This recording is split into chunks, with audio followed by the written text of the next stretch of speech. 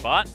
There was quite a big gulf between most teams and Afreeca Freecs in Game 1. Perfect games multiple times. They made Samsung look like a bad team when they were playing against them. It was like, what, 1 kill away from a perfect game in game number 1 in that series. Just ridiculous stuff. This is where the game gets difficult for Afreeca, and they are on red side as well. Galio has been banned as well as the Rumble by MVP as we hop into Champion Select, and Syndra Zach, understandable bans out of Afreeca. Will be a power pick left open to MVP or a comfort pick? That's the big question we have right now. Elise and Lee Sin are the 2 strongest junglers available. MVP on the blue side of a bit more latitude. Want to force Afreeca into giving over something. The main weapon they're looking for, you'd imagine, is the Elise that for now goes unbanned. Yeah, it feels like Elise or Caitlyn is the choice. MVP now have the opportunity to grab the Kate for Maha if they would like to. And that is going to be locked away pretty swiftly here for MVP. Didn't want to trade between those Afreeca. Again, fans might be surprised to see so much priority still on Caitlyn after the Hurricane interaction was removed on 7-11, but Korean AD carry started to pass up on the Hurricane on Caitlyn by last time. We were on 7-10 and has firmed to be a very important pick. The 2v2 winning so strongly in Game 1 was massive for Afreeca, as they still seem to have their own priority on specifically the Gragas, as they're blind picking top lane Gragas like they would blind pick Maokai in spring season for Mar. Yeah, and it still feels like the jungle pick away idea here to make Beyond as uncomfortable as possible. We saw the Kazakhs left a little bit to be desired in game number 1. And Marin, of course, super comfort on the Gragas. Spirit looking fantastic as always on the Lee Sin. Well, fantastic as always is an odd way of putting it, but certainly looking fantastic as we know he can be. Is, oh my god, do it Beyond. Okay, no. Wow! From incredible excitement as the sad mummy could have possibly made his way back into League of Legends, and then Rek'Sai. But will it be Rek'Sai's first win of the season, Atlas? Well, it's game 2. Statistics say that it's over an 80% chance that MVP are going to win against Afreeca right here. You know, there's a chance. The numbers are starting to work towards the Rek'Sai. At some point, you have to win. It'll be the 7th time we've had a Rek'Sai this season. They just haven't been winning very often, Atlas.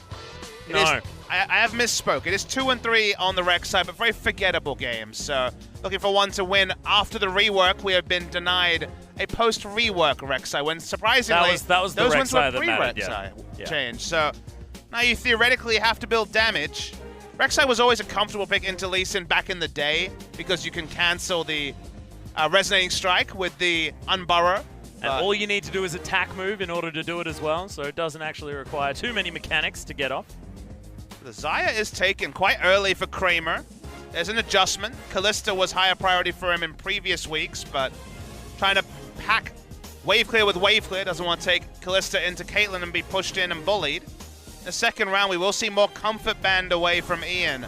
The shielding mid laners, whether it was the Karma or the Orianna, have been by far his most standard picks so far this season. So double ban towards Ian on that champion pool.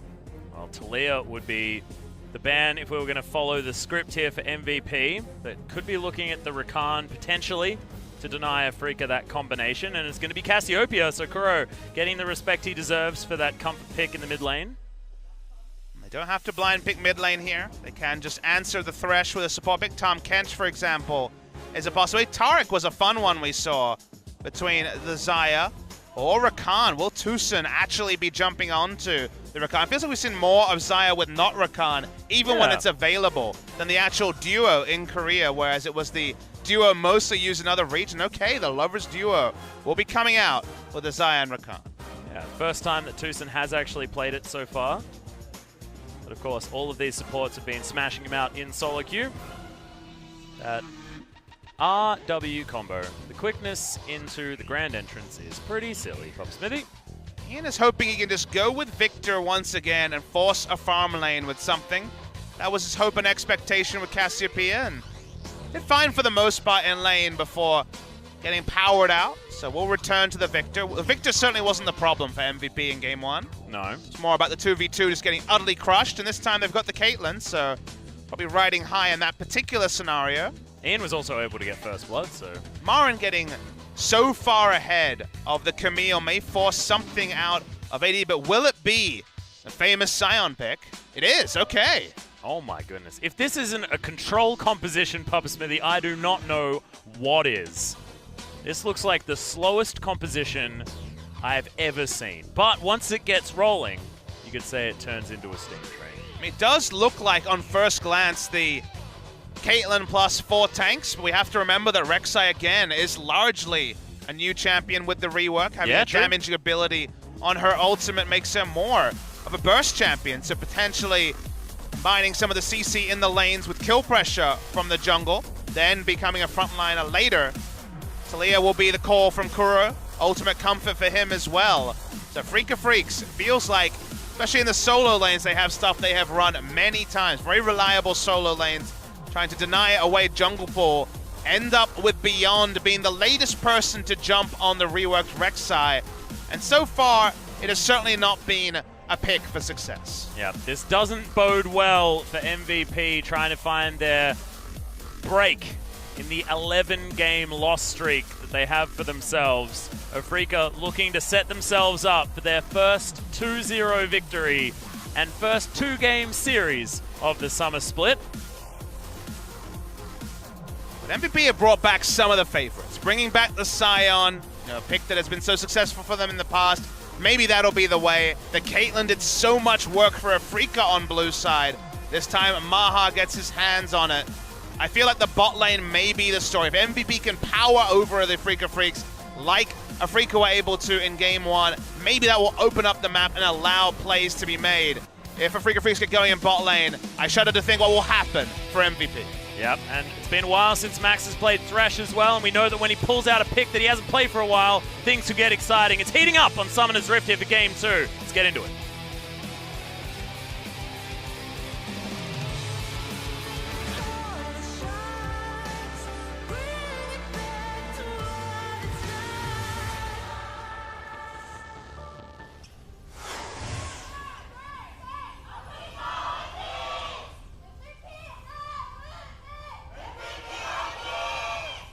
MVP fans impress me every single time, Papa Smithy. Their undying devotion to their team, despite how they have been performing.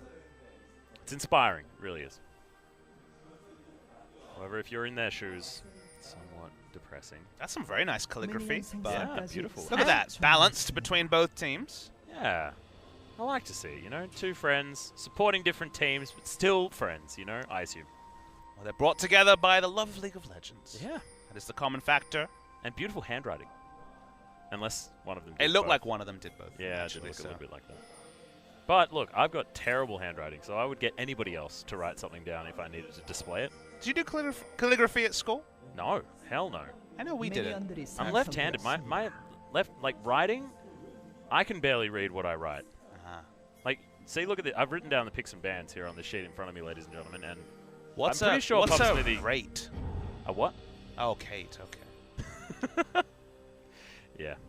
There's a lot of abbreviation here as well, to be honest. This time there's no real advanced information for either side.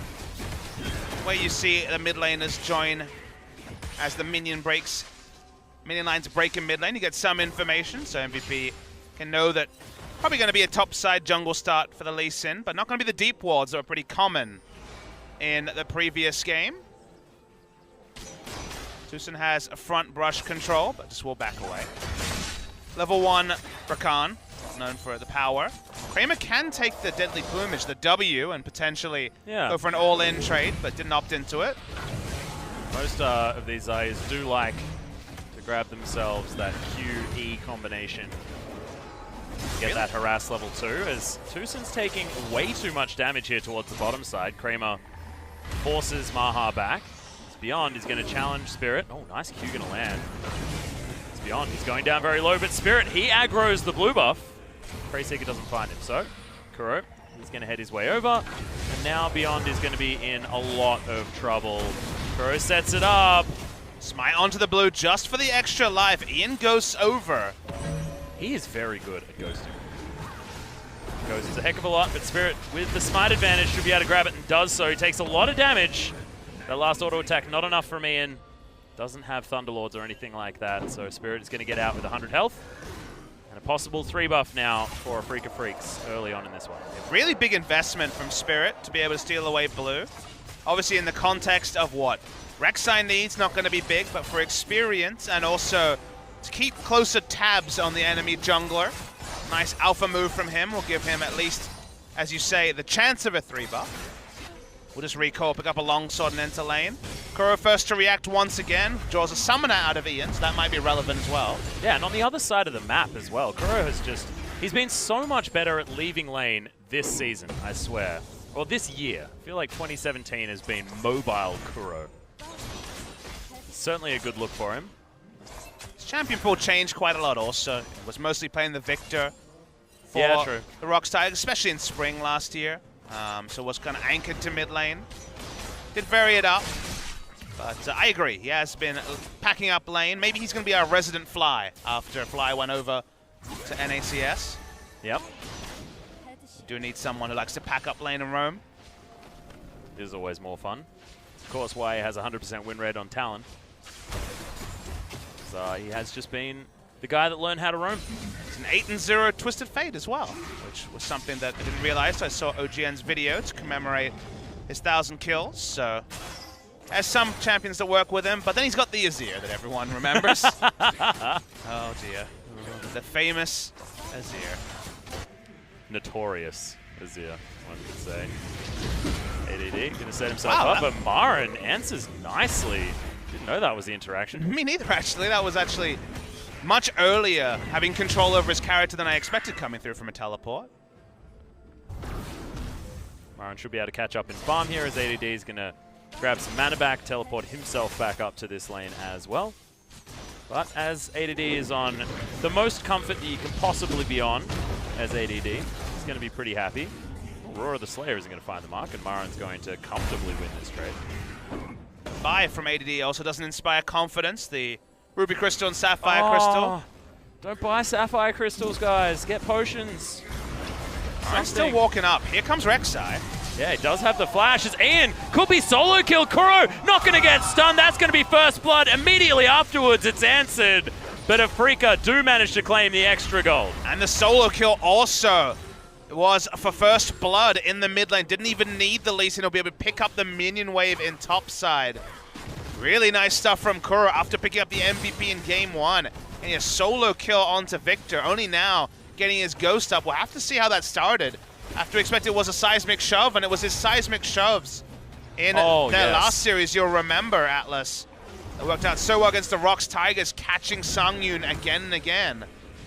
That catch that he did near the inhibitor turret in mid lane was just beautiful to watch. Which I believe is probably what you were talking about.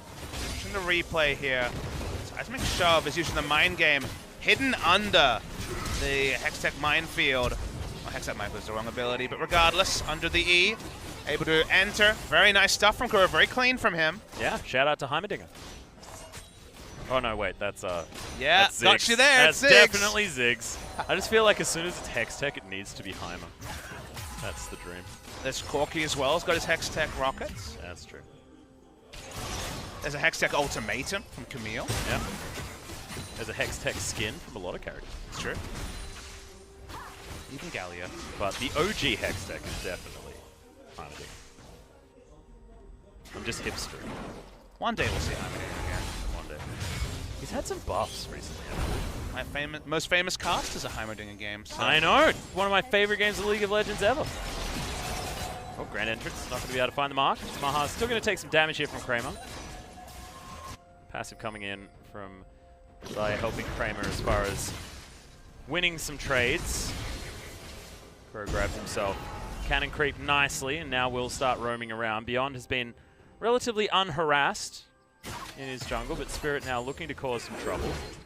Able to push and roam after the solo kill. Has pressure in the mid lane. Now they're translating it into jungle control as well. Spot the Rek'Sai is around bot side, and they won't be initiating anything. It's not going to be the same one-sided pressure advantage for the Caitlyn lane this time, as Kramer's been able to hold up in CS to the Caitlyn. Max finds himself in the mid lane. He's going to flay Kuro back, and it's not looking likely that he's going to survive this one. Ian is going to grab it with the Chaos Storm. Max making the plays here, and MVP have a 600 gold lead. Oh, the Afreeca curse. What is it with this team in game number 2, Papa Smithy? They actually moved Maha mid lane, so it's not the top lane, a rotation you very often see from teams. Looking to break a minion lane in the mid lane. Here comes the Xayah finally to call in some reinforcements, so only get a little bit of damage.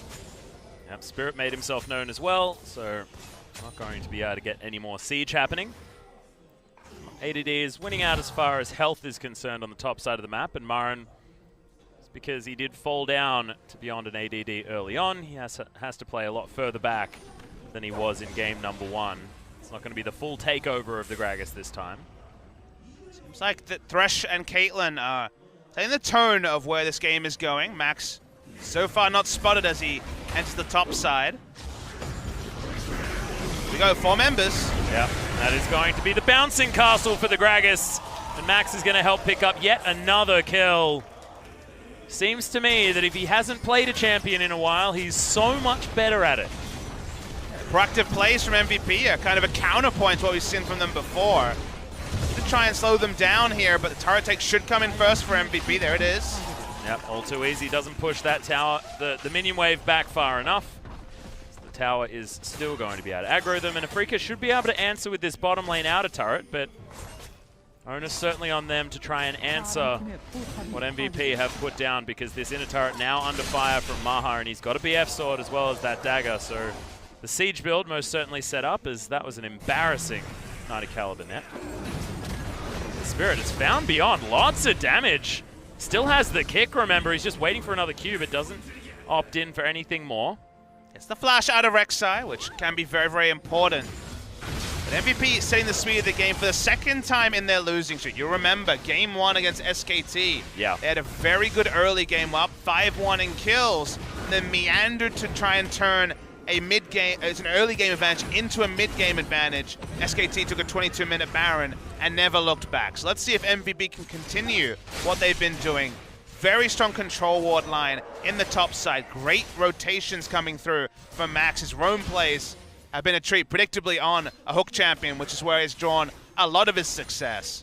And now it's about doubling down and continuing to find advantages around the map, because that's where MVP have come apart at the seams. Max is going to be able to go very deep and grab this vision. His mobility boots have been utilized very effectively thus far for the Thresh. This dragon should go down relatively easily here for MVP. Unfortunately for them, it is going to be a Cloud Drake, so not netting them too much combat power, but at least their rotisserie style should be working out quite well. Unable to push forward vision, but didn't need it. They could see the duo lane on the top side of the map. Leaving Sion to wave clear as much as possible. Yep, 4-man dive onto Marin looking to be the case once again, as Kuro still giving Ian some trouble. At least now with the upgraded Hex Core, that Death Ray should be able to clear out the minion waves quite easily underneath the turret. Backline doesn't stand a chance. Spirit is going to finally help out his top laner. Meanwhile, Beyond, instead of being top lane trying to help wave clear, is trying to for a pick around the mid lane. So far it's been tempo advantage on these pushing lanes to MVP. But Kramer has utilized this opportunity to get himself approximately a 20 CS lead out of nowhere. It was down about 10 in the laning phase when it was 2v2, but it's been Marin that switched it up and allowed Kramer to get himself ahead. Maha just looking for turrets, of course, understandably, so I probably wouldn't look at him for missing CS or anything like that. It is a strategic choice, but Xayah can be a positive influence, but Marin in trouble. Beyond is just going to grab it, Prey Seeker, and Max is able to get it in the end with the Ignite. Last tick is going to do it. That tower is going to be taken down. MVP going from good to better here. 2,000 gold and rising for this team at 13 minutes in. Marin just didn't have the coverage to be playing up as he was. Doesn't sound like he should be playing up. He was under turret, but couldn't respect the positioning of Beyond, and would have almost been a 2v1 kill. Beyond cleans it up, but Marin needed to back away earlier. Doesn't have the safety of wave clearing under turret as a Sion, who does win the wave clear war. Doesn't need to invest his ultimate to be able to instant clear waves. EQ usually does most of the work. And so Marin behind in CS, the Sion ahead in CS, and just rotating Caitlyn around, sure, with a CS disadvantage, but given that Kramer kind of needs 2 to 3 items to be effective, it's the rest of the members of MVP that are gaining the most with all the gold from the turrets and the other objectives that MVP are able to pick up. Yeah, global advantage certainly there as far as the extra turret. First turret blood, of course, going in favor of MVP as well. And we saw in game number 1 that despite the fact that it was a pretty one-sided affair, their vision was still very, very strong. Max continuing to keep that one up. Able to get deep vision towards the bottom side of the map. That is gone now, but now moving their attention towards this Rift Herald. Ian finds himself topside and will clear out that wave before it crashes into the turret. And most things quiet on the western front at this particular stage of the game. If Afreeca can actually trade farm between the enemy mid laner and Marin, they'd probably opt into it. Afreeca always rely on Marin being an initiator, being able to be a frontliner, and he's way behind. Triple Dorans and Merc Treads only at 14 minutes compared to the litany of tank items already on ADD. Yeah, Vector's Cal and Glacial Shroud already done. Wants to get towards as much cooldown reduction as he can. ADD often able to grab that pretty quickly. Always known for his Scion. Of course, a little bit unfortunate for him that the most memorable Scion game for MVP was Max playing it and picking up a quadra kill on support Scion. That game, man. Oh, beautiful. Stunning stuff. Just about before you got here, you missed a Scion quadra kill. No, it was just as I got there. Ah, it was your first week, I think. Yeah, it was one of my first casts. I was like, LCK is pretty cool. Never quite hit that particular height again. As far as silly. Oh, it's a big engage. Yeah, massive engage. Weaver's wall comes down as well to try and split this one up. Spirit makes his way in. There's the flash kick, but I don't know whether it's exactly what they want. Marin is going to fall down, understandably as well, because he's a pretty squishy tank. MVP, they're able to make it a 1-for-0 as Afreeca Freecs desperately tried to start something in their favor. Flat out could not do it. They didn't have the item timings to make a play like that. Marin is super squishy to the Victor damage, caught in the W, and just died in the gravity field, basically, when they turned on him. No magic resist barring the Merc Treads. It didn't really feel like Afreeca needed to over-pursue for an engage that hard. Just swapping around, so flexible with the Talia to play side lanes with both of their solo laners. They could have just gone full farm mode instead. Get greedy, want to just look for a kill. So different from game 1 to game 2, no longer able to have a Gragas who can shrug off the damage and just choose his initiation freely and just compounds the early game advantage for MVP. Yeah. 5-1. It's a familiar scenario, Papa Smithy.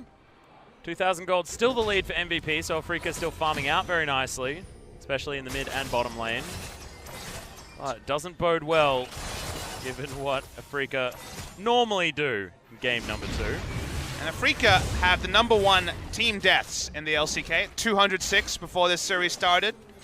Marin and Spirit together actually contributed 103 of those deaths. They are literally 50% of their team's deaths. Usually supports #1 or #2, but not on the side of Afreeca Freecs.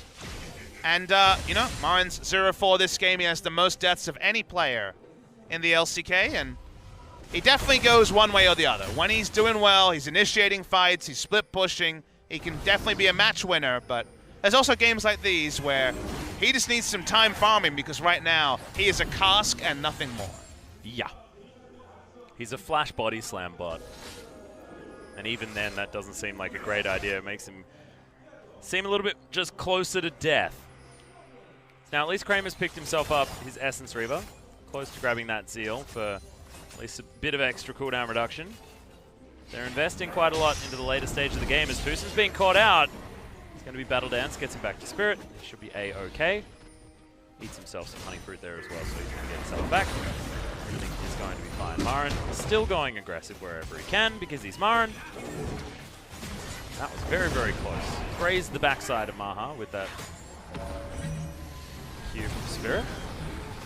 Although Maha is way ahead, doesn't have any completed items, so not necessarily going to be putting out massive teamfight damage just yet. Looks like it's going to be Infinity Edge first for Maha. Still, Afreeca are posturing towards fighting at this Drake, which seems like a bad idea given that Gragas can't be there. Yep, there's a lot of traps there as well, as Maha has put those ones down. Hook is going to land from Max, set this one up as the quickness does come in. Great grand entrance as Beyond does take down Spirit, but can they answer? Tucson gets the heal from his AD carry, but it's not enough. Ian, not even punished. They grab the Dragon, and that's 7-1 now for MVP. Looking to try and put that first win on the board the best way they possibly can. Gold still way closer than you'd expect it to be as Crow looking to try and take down ADD, but he's pretty tanky. And it still is the battle of those streaks, Atlas. The lowlights for both teams. The 11-0 losing streak for MVP. And potentially Afreeca Freecs not having a 3-game series. Marin walks up. He ults. It's only 2 members here for Afreeca. Here's a third. Yep, Kuro comes in, but good trap. Means that he can't press any further. Maha will escape. It is amazing, the pendulums that Afreeca have been able to swing. 2 perfect game 1s into game 2 losses, always 3 games. Why are they walking up with no Gragas, no vision of the brush? It's just an Infernal Drake. They can afford to give up a single Infernal and just funnel gold onto Gragas. They end up contesting a Drake they were never going to get. They didn't have information to even look for a steal. And they just end up compounding what has already been a good early game for MVP. Yeah, despite the solo kill that Kuro was able to get, it has been entirely MVP this match. Freecs aren't without their ability to get things done in the late game. You know that Kuro has actually been a late starter on his Taliyah recently. His late game Taliyah play has been wonderful to watch. Marin looking to go relatively aggressive here in mid lane, but that mini wave does not last very long against a Victor. Sort of no point trying to clear that one out. And now we get to, let's shine the light on MVP, because they are ahead. Right. Second time they've been ahead around this early to mid game point during their losing streak. The big criticism for them against SKT was they got ahead, they had pressure in the top lane, and they didn't know what to do from there. They didn't ward the enemy red side, they didn't necessarily play around vision. They kind of just let SKT farm up, take a Baron under their noses and win the game. So the kind of thing we want to see from MVP here is moving up a ward line, contesting things like the double control ward that Thresh is going to be inevitably picking up, and then pushing vision forward. They have very strong pick comp on the side of MVP, great initiation. They should not be allowing any free lunches, even red buffs, possible contestation points for the side of MVP. So it's just moving that vision line, which right now is in the river, forward. And they should be winning every skirmish because they are up in gold and they have a comp that skirmishes better than Afreeca Freecs. They do actually have that ward line moving further, like you said, and that's the hook that's going to land. Initiating fights, like you said, Pub Smithy, but Tucson does get himself out with the grand exit. Marin being chased down by ADD. Or the Slayer will slow him, but I mean, you're not killing anyone, buddy. You've got, what, an adaptive helm? Good against Taliyah, so expects the Taliyah to be parked in the Scion lane as the game goes on. Probably not a bad guess. Weaver's wall being used. Gragas teleporting in. Yeah, that's another one. Good explosive cask, but MVP will just take a little bit of damage from this and otherwise not too much more. Teleport from ADD is cancelled. He's trying to put some pressure down here on the bottom side of the map. Have the cooldown up on the teleport soon. And a back away. Necessarily have the vision and knows that Taliyah's walking to clear the blue buff. Another time that ultimates are used by Afreeca. Looking for a pick against the run of play. They get nothing, but this time, no punishment available for MVP. Yep, Spirit looking for Beyond, but Dark Passage gets him out. Max seems to be thwarting all that Afreeca can possibly throw at them. I feel like with the adaptive helm there, it's almost like missing the ability if you hit him anyway, so not too much of a big deal. Numbers very good from Afreeca. MVP desperately won this last outer turret, but have been delayed, and because the farm numbers are good, because MVP have largely been playing a pushing game rather than necessarily looking to deny, does mean that if the game goes long enough, they might be able to pull it back here, Afreeca Freecs. And Kramer has gone back and picked up his rapid fire cannon as well, so a little bit of extra range, but more importantly, the extra cooldown reduction that the crit will provide via the Essence Reaver. Interesting skill order from Scion, who has 4 points in both Q and W and 3 points in Roar of the Slayer, the E. So there was a buff on Soul Furnace in recent patches. scales better with health, so late game is stronger. Just means he's going to be early is interesting. He's going to be unkillable, that's for certain, but does have strong wave clear and also ranged harass when you put your points like that. I like Ian's build here. Got himself the Luden's Echo. Much damage as possible. Explosive cast flying in once again. The hook is going to go wide, and Kramer's looking to try and grab some damage on this outer turret in the mid lane. Okay, Beyond could be in trouble. Does get the knock-off as Chaos Storm comes in from Ian. Beyond is going to be taken down, but can they get anything more with the softened up members? As ADD, the train is going to crash right into Spirit. He makes it a 1-for-1. The setup looked really nice from Afreeca. I thought they were going to focus on the turret. With Beyond being caught in the middle, it ends up overall being a 1-for-1 trade. No smite to either team means it's probably not going to be a Baron threat, but crucially, the mid-outer turret stays up. Only a single turret has been picked up by Afreeca. They can go and push waves. Small advantage to the side of MVP. You see Marin invading. Afreeca are still trading buffs. They're still picking up things like enemy red buffs. Even though it feels like MVP should have a run of the control, this is just another indication where the gaps in MVP's mid-game playbook show. But in this game, they're not being exploited. It's just Afreeca picking up little advantages and not just making everything one-way traffic for MVP. Yep, somehow Marin dodged all the vision from MVP and stole away a red buff. MVP are going to be going towards their third dragon of the game. Got an Ocean to complement the Cloud and Infernal that MVP have already picked up. Mostly going to represent a late game win condition with the Elder Dragon. Going to be completely uncontested by Afreeca, as expected. Yep, does mean that Kramer can have a little bit of spare time here. The outer turret on the top side of the map should be able to at least even out this global gold somehow, even with the scoreline at 8-2. Kramer has hit 2 items and is already a crit cloak into his Infinity Edge, so still something to smile about there from Afreeca Freecs. They will be relying on Kramer for a lot of their late game damage. He's really the only person who can do damage through a front line with how his passive interacts. Player will largely be just softening up the Rek'Sai and the Scion in the late game, you'd imagine. Yeah. I like Spirit doing his best Rakan impression with Kramer there as well, backing on top. I'd imagine Tucson pretty jealous right now. There's going to be some creative engage options with Lee Sin, Gragas, and Rakan in the late game.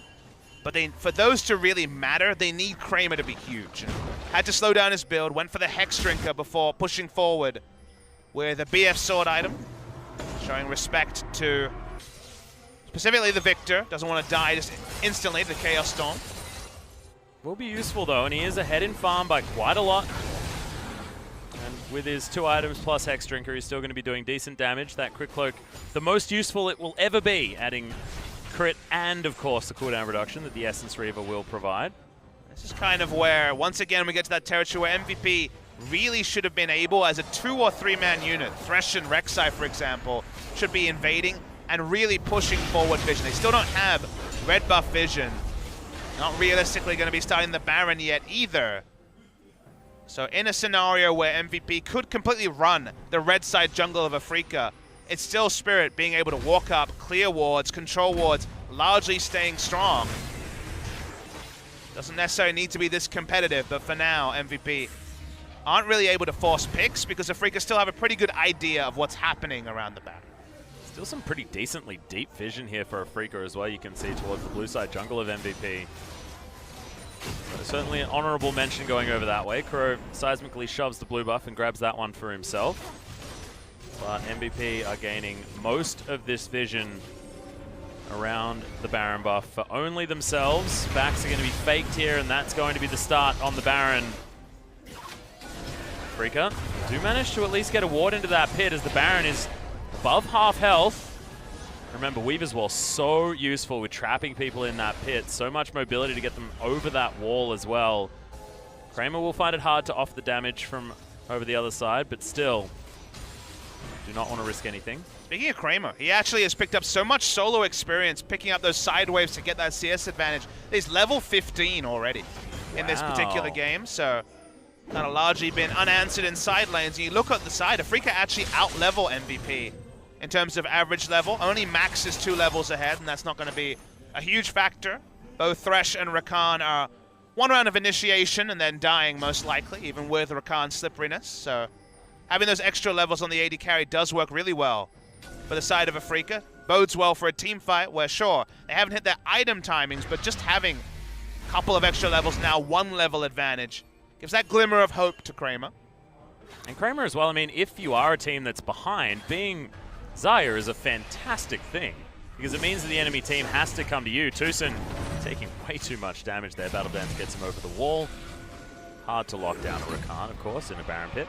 Control Ward in the lane brush is something that will be a possible teleport stop for Gragas. Control Ward gets replaced, so for now, those options don't exist.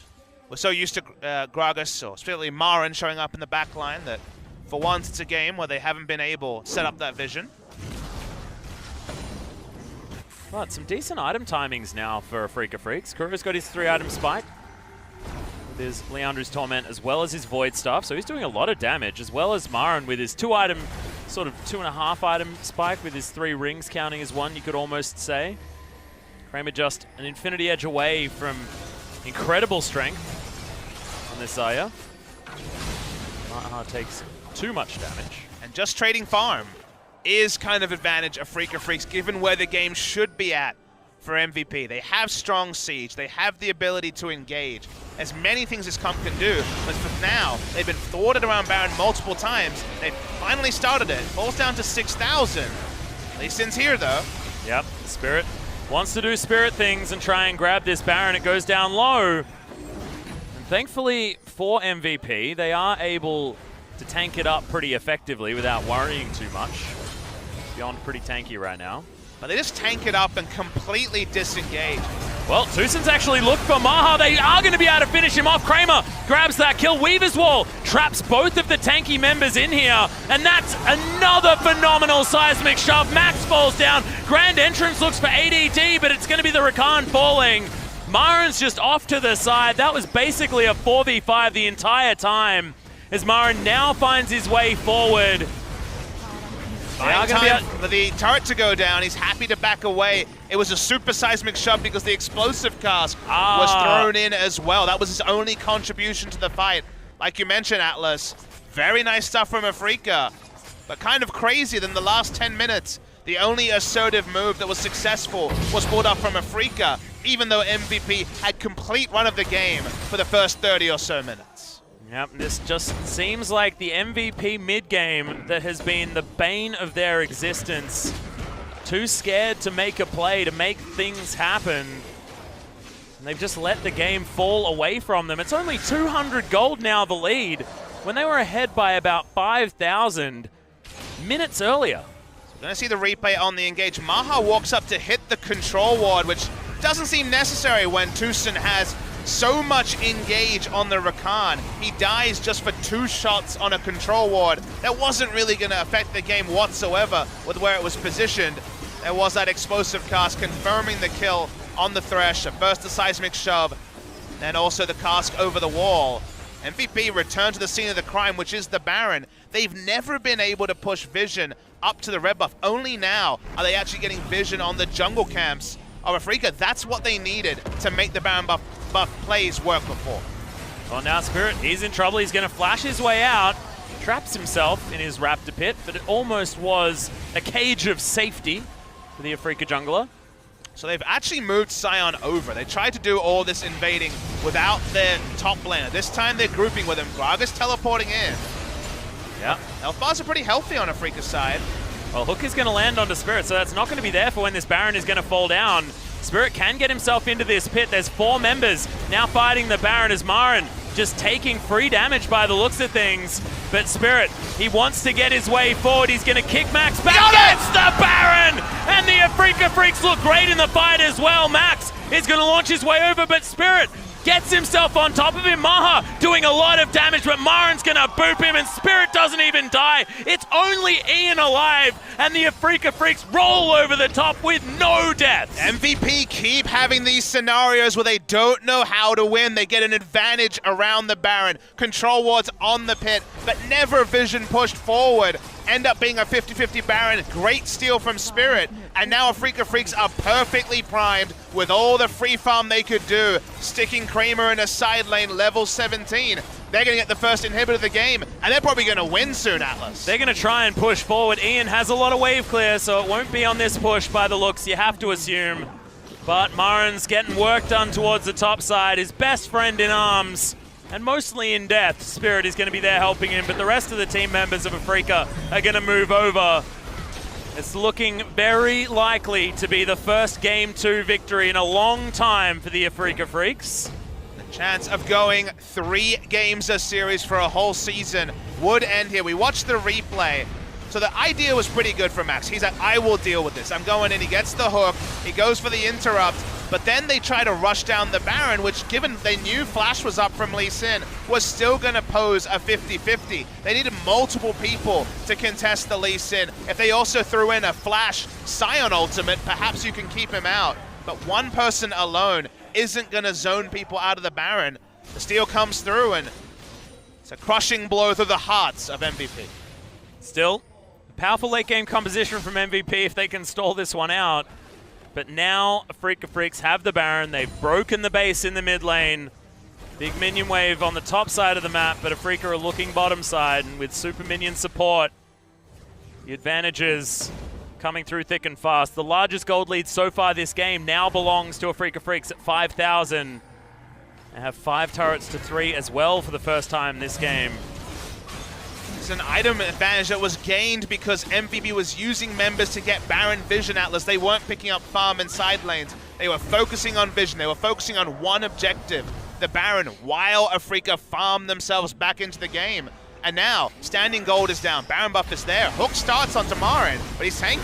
Yeah, taking barely any damage. Good explosive card's gone to loads of members as Beyond just gets torn up. That is a fantastic Weaver's Wall to break up this battle, as well as that's the Blade Caller, that's the double kill, and Kramer, we know the late game potential of Xayah, and he's demonstrating it right now. Looking to kill this inner turret will be another inhibitor turret going down. The base broken in the mid lane. Victor there for wave clear, but it's against Baron buff minions. Can Afreeca just end the game now? They're trying to. Baron buff minions and super creeps heading forward. This inhibitor's going to go down first. Kramer, half health, so does have to be a little bit careful, but Tucson's going to dive his way forward. The quickness is there. He's seeing everyone up. Kuro taking loads of damage, but the Xayah is there with so much to do and so much to work with. This front line's going to fall, though, and the Nexus turrets under fire, but are going to survive for the moment. Only the bottom lane to be traded for Spirit and Kuro's lives. So going to be one more visit till the game ends. We don't see it end right there, but it has to be getting close. Able to take the red buff on the way out. Afreeca Freecs. They were handed this victory, though, Papa Smithy. You have to say that it's not necessarily Afreeca Freecs winning. It's MVP throwing away a game, trying to force a Baron that didn't necessarily need to happen. They could have sieged down lanes. They weren't using Maha to try and force Afreeca Freecs to make a decision that wasn't going to work. And Afreeca Freecs were going for it every time anyway. And that's sort of analysis that would enrage people, because they always prefer you to have the focus on what the winning team was doing. It always sounds like faulty logic to say, well, you know, they didn't win the game, we lost the game. But this is MVP again and again making the same mistakes around Baron. They were doing this right at the end of the spring season. They ran out of a lot of form before they actually hit the postseason. That's why I was surprised to see them beat the Afreeca Freecs in the wildcard match. But you can only make the same mistakes so many times. You can only fail to transition a good early game into a solid mid game so many times until you become just like KT Rolster was questioned for their mid game plays in spring season. MVP are not as good as KT Rolster. They don't have as much talent, but they're making similar mistakes. And when you're a losing team with the bad habits KT had in spring, the end result is you just don't win many matches. Well, so far, they've lost a hell of a lot in a row. I believe the tune is 11 as ADD is going to get knocked up, trying to utilize his ultimate to get himself out, but isn't able to, and he's going to fall down. Kramer is a complete monster. 6 items. 1 kill away from Legendary. 6 items, like you say, Atlas, even turned the more from the Hex Drinker. They're going to push through top. No one is tanky to this Xayah, and there's been no threat on her either. Yeah, just does so much damage. The Blade Caller CCing everyone up if they are going to try and dive onto the Xayah. Just don't know what the answer is here, aside from Max landing the God Hook that he misses onto Spirit as we say it. Weaver's Wall going to come in to block Ian off from these turrets. There's the grand entrance. Tucson going to sacrifice himself potentially. No, he's not. Kuro's just going to grab the kill. Maha's going to be smacked back by Spirit, and the Nexus turrets fall. Afreeca are going to achieve their first 2-0 for the summer split. An MVP, 12 losses in a row. It's a disaster as they claim the bottom place here in LCK Summer. It was so close for MVP they could taste it. This was going to be the time against weaker opposition in their strong game against SKT. With the run of the map, they had the control wards on the Baron. A Baron may have been the snowball to end this game for MVP, but Afreeca Freecs, they stayed dogged. They kept assigning different people. They've got double scrying orbs on their mid laner and also on their AD carry. They kept getting in vision. They never gave away the free Baron that MVP probably thought they had earned. And then when the Baron finally came low, Spirit came in, crushed hearts, broken dreams, and MVP are now 0-12. And they may go into Rift Rivals close to 0-20 because they still have more matches to play. Yeah. It's just not looking like a great time to be an MVP fan, but Afreeca Freecs breaking their streak of playing the maximum amount of games on Summoner's Rift this season as possible. I wasn't expecting them to do it with me on the desk because I generally bring the 3-game series. This time around, though, Afreeca Freecs going to prove me wrong, and MVP also going to do the same, but there were some great performances, some bad performances from Afreeca. You have to look at the top lane. 0-4 wasn't great for Marin, but he's still able to make plays no matter what when it comes to that late game. You said that he was an explosive cask bot. Well, he was one hell of an explosive cask bot in the late game. I mean, there was that one fight where literally he threw out an explosive cask and his teammates did the rest. But I think Afreeca, the big thing to compliment them about was just how smart they played around the Baron.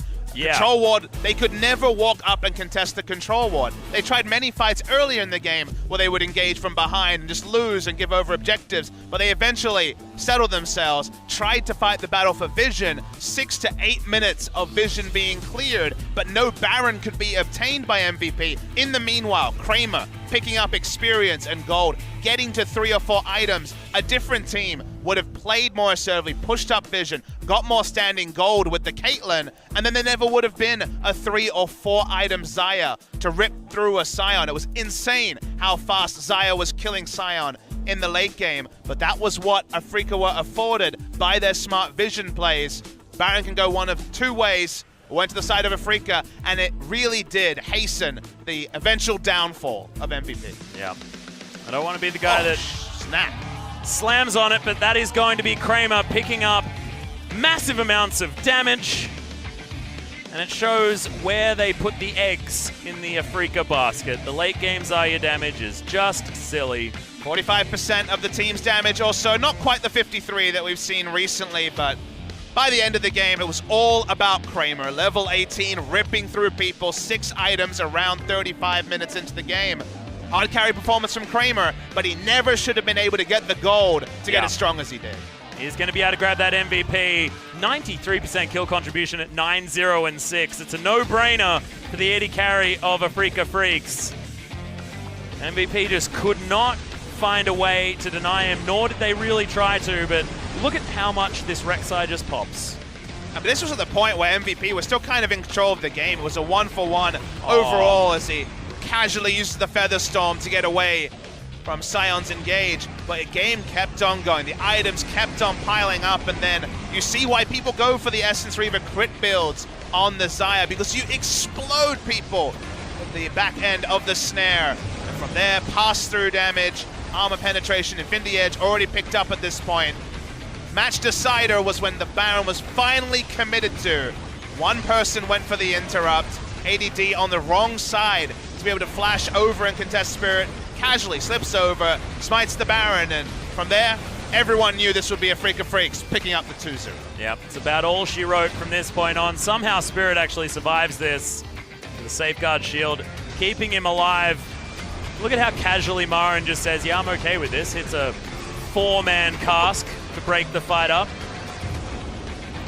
People talk about what Xayah is like in the late game. Sometimes we see games like this where she rips through teams almost instantly while being able to peel as well with her E. This is a 3 armor item Scion getting ripped apart. Rakan does no damage. Xayah did all of the damage in that scenario. Well-deserved MVP from Kramer. Went for the Xayah Rakan, and Mighty Face didn't do any favors with the late game. Oh boy. Oh boy, indeed, Papa Smithy. That was 20% of Scion's health. That is just ludicrous, but we are going to go to the MVP interview, so let's hand it over to Joel for some translation. Thank you very much, guys. This is Joel with your interview translations, and we are here with Afreeca Freecs, who picks up not a 2-1, but a 2-0 victory this time against Team MVP, and we are here with today's MVPs, Kramer and Kuro, for the interview. You guys got a 2-0 victory this time. How do you feel? Yeah, it's been a long time since we got a 2-0 victory in a series, so we congratulate our team. It's the first 2-0 victory in this season for you guys. Yeah, we were really determined that we were going to get a 2-0 victory today, and we are happy that we got it. And I'm sure you guys missed out on the Kuro 1,000 kill video, but with showing that video, I'm sure you had a bit of different momentum going into this game. Yeah, they told me that they were going to play that video today, so thank you guys for making that wonderful video.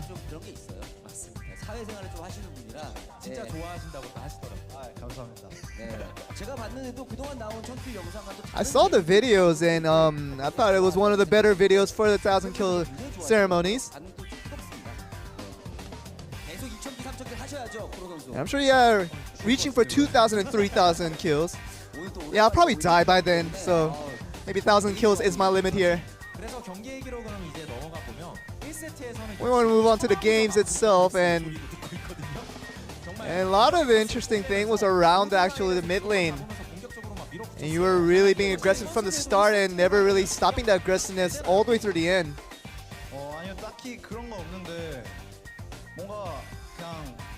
Well, it's not that I had like a special kind of confidence, but it's more of those things that, you know, when we play in the first game, we always feel that, you know, whatever we're trying to achieve, whatever we're trying to do, it just seems to work out in the best of ways.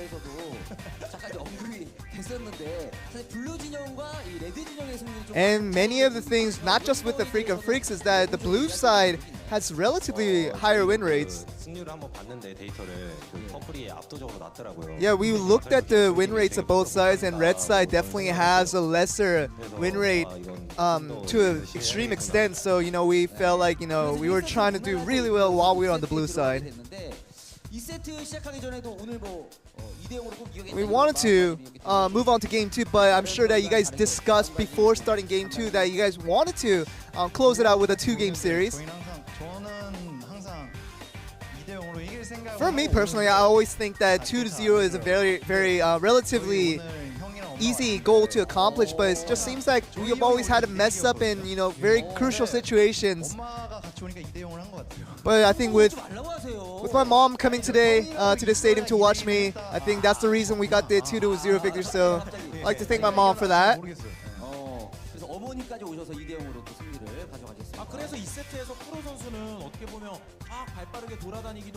And second game, you were really busy roaming around the different lanes after you've won the mid lane. And Marin was really camped throughout the game. But other than that, you know, we thought that it would have been a tough game for you guys overall. Yeah, we thought it was a tough game to progress with, and especially not having much options. The macro game was a big thing for us. So we just try to look for the opportunities when they presented themselves to us.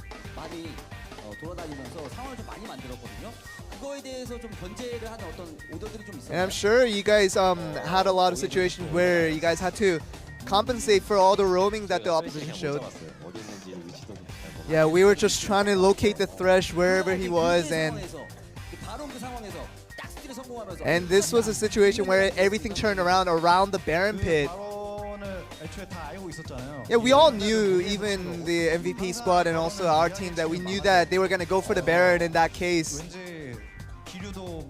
But you know, with the momentum on our sides, we felt like we had a good chance to actually try to go for the steal, and so we were just trying to track these guys at all times. We do have a video highlight to show exactly what happened here. This was a very dangerous situation, to be honest, because he was hooked by the Thresh, and it was a very dangerous situation to go in right there. Was Spirit very confident going for the steal? You know, he said, "Leave it up to me." That's what he said to us right before he went in. So all we had to do was trust him. And of course, after that steal, the momentum really turned back completely around towards Afreeca's favor. And Xayah has a lot of differentiated opinions between different players, with the tough lane matchup that it always has. But you know, you guys doing so well with the Xayah today. How do you feel about that champion right now?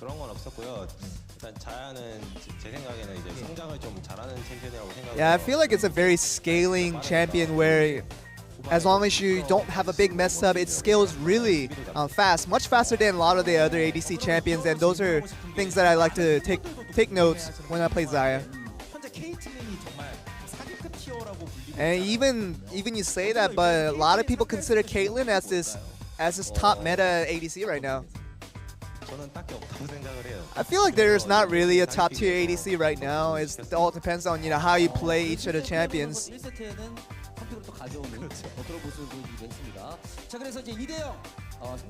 Now that you got this 2-0 victory, Kuro, would you like to say a word to your fans?